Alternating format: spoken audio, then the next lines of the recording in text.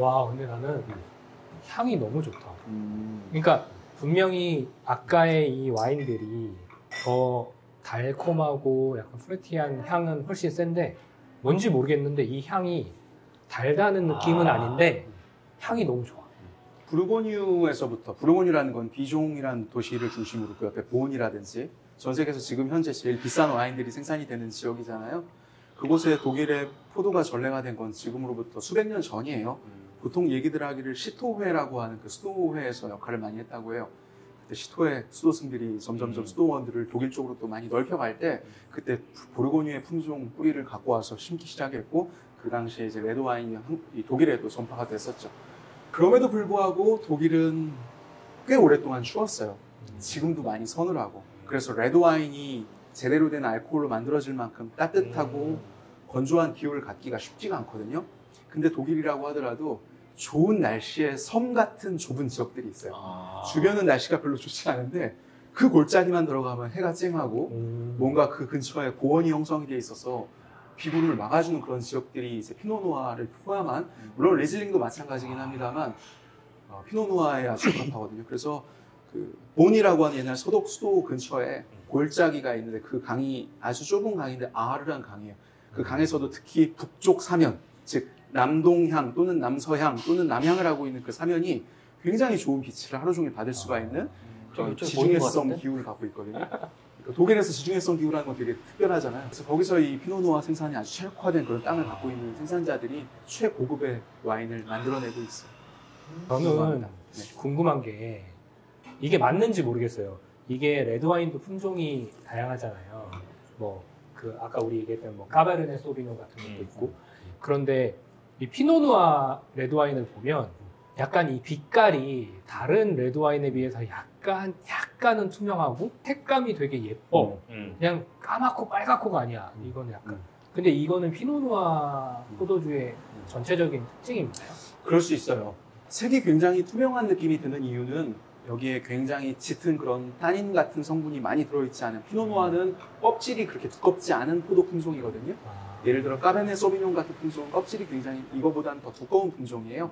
그러니까 그 와인이 품고 있는 껍질에서부터 뽑아올린 그 타닌이 조금 더 두툼하게, 색깔에서 조금 더 그 농도가 짙게 느껴질 것이고, 피노누아 같은 품종들은 조금 더 껍질이 얇은 품종으로 알려져 있어서 그런 식의 타닌이 조금 더 색깔에 덜 반영이 되는 거죠. 이 레드 와인을 마실 때 입에 머금고 뭐 공기랑 접촉시킨다고 이렇게 하시는 분도 계시고, 가글 좀 해야지. 아니면 진짜 이렇게 가글을 하시는 분도 계시고, 아니면 요 잇몸 쪽으로 이렇게 돌리는 분들도 계시고, 되게 다양하더라고요.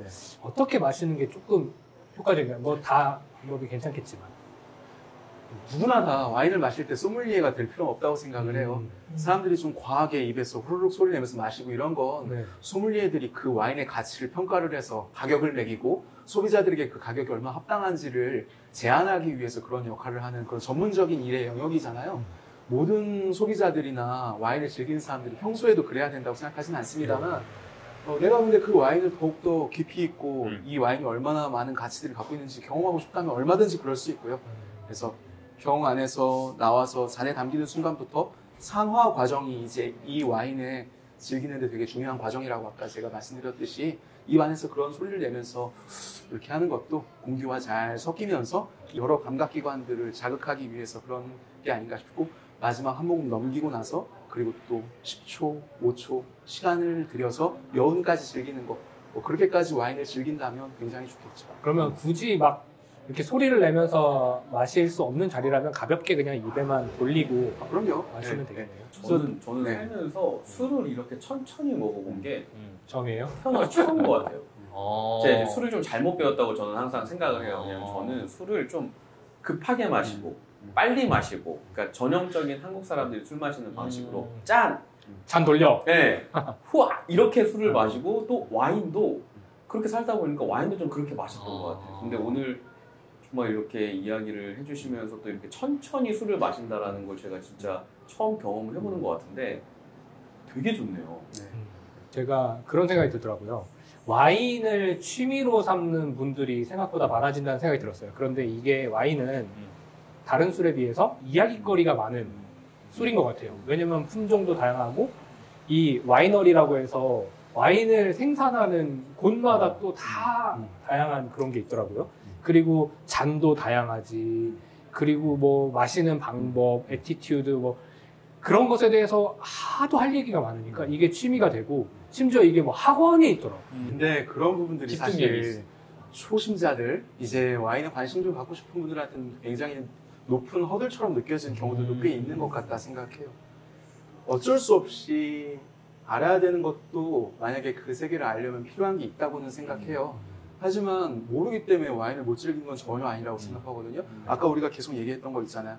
와인 따라 놓고 이 잔에 담긴 와인 색깔도 쳐다보고 향기도 한번 맡아보고 입에도 한번 대보고 그러다 잠시 후에 또 기다렸다 한번 잔도 돌려보고 또 다시 향기 맡아보고 조금 전에 우리가 잔 안 돌렸을 때랑 또 다른 향기가 나네. 이런 식의 경험은 너무 많은 공부가 필요한 건 아니라고 생각하거든요. 다만 여기에 이런 건 있어요. 우리가 너무 규칙처럼 생각하진 않았으면 좋겠어요. 이런 와인은 큰 잔에, 이런 와인은 작은 잔에, 이 와인잔 여긴 만지면 되고 안 되고, 고기랑은 뭐, 생선이랑은 뭐, 마치 이분법적으로나 무슨 규정된 뭐가 있는 것처럼 생각하는 건 이게 우리나라의 문화로 접어든 이제 들어오기 시작한 지가 얼마 안 됐기 때문에 어쩔 수 없이 생기는 과정이라고 생각해요. 이게 그냥 어려서부터 우리 부모님의 취미였고, 할아버지의 풍습이었고 그러면 그런 생각조차 안 했을 거예요. 여기 잡으면 어떻고 저길 잡으면 어떻고 나발만 안 불면 되죠. 그런 것들을 좀 자연스럽게 생각할 정도 되려면 좋았어. 자신감이 있어야 되는데 사실은 허들이 있다 보니까 주눅이 들게 마련이에요. 그러니까 맞아요. 그런 것들을 인정하는 가운데 저도 그냥 손님들과 그런 소통을 하면서 그런 것들을 해결해 가고 있어요. 지금 말씀하신 게 딱 맞는 게 뭐 소주는 뭐 기본적인 예절만 지키면 소주가 어렵다 이런 생각 안 하는데 와인은 어렵다고 하는 이유가 나도 처음에는 어디 가서 와인 마실 때 내가 이렇게 마시면 쟤는 모르고 교양 없이 매너 없이 막 이런 평가를 받을까 봐 사실 두려웠던 적이 있어. 왜냐면 다른 술 마시면서 나한테 쟤는 교양 없네 이렇게 평가할 일이 없다고 생각하는데 와인 마시는 자리 가면 마치 우리가 그 호텔에서 식사할 때 이 포크 나이프가 막 이렇게 있으면 어느 쪽부터 해야 되지? 이거에 되게 긴장하듯이 와인도 마실 때 그 격식을 내가 거스를까봐 그게 두려움이었던 것 같아요. 저는 이런 일을 하기 전에 더 정확히 말하면 한국에 오기 전에 와인잔을 마실 때 와인잔 브랜드를 생각해야 된다고 생각해 본 적이 없어요. 한국에 와서 드디어 와인잔을 살 때 브랜드를 본다는 걸 알게 됐어요. 즉 와인 생산지에 사는 일반적인 사람들은 그런 거 인식 안 하고 그냥 먹잖아요. 그래도 맛있잖아요. 그래서 꼭 우리가 고급의 것들만 향유해야 된다고 생각하진 않아요. 오늘 우리가 맛본 와인들은 꽤나 고급의 와인들이거든요. 근데 우리가 지금 이미 오늘 흐름이 그래서 그렇지 어느 순간 여기 와서 그냥 제가 우리 가게에서 가장 일본 와인, 데일리 와인 따라드려도 너무 좋아요. 그렇죠. 그래서 언제나 우리가 그렇게 최고급만을 그렇게 이야기할 필요는 없지만 그럼에도 불구하고 우리가 와인을 즐긴다는 건 비단 그냥 피로를 잊기 위한 알코올을 필요로 하는 게 아니라 내가 지금 잘 가고 있구나. 그래도 열심히 살아왔네. 그래 이 정도 고생했으니까 나도 이 정도의 일상을 좀 더 향유할 수 있지 않을까? 그런 의미에서 조금의 더 가치를 더 높이기 위해서 우리가 투자도 하고 공부도 하고 하는 게 아닌가 싶어요. 와인이 2배 비싸다고 맛이 2배 좋아지는 건 아니잖아요.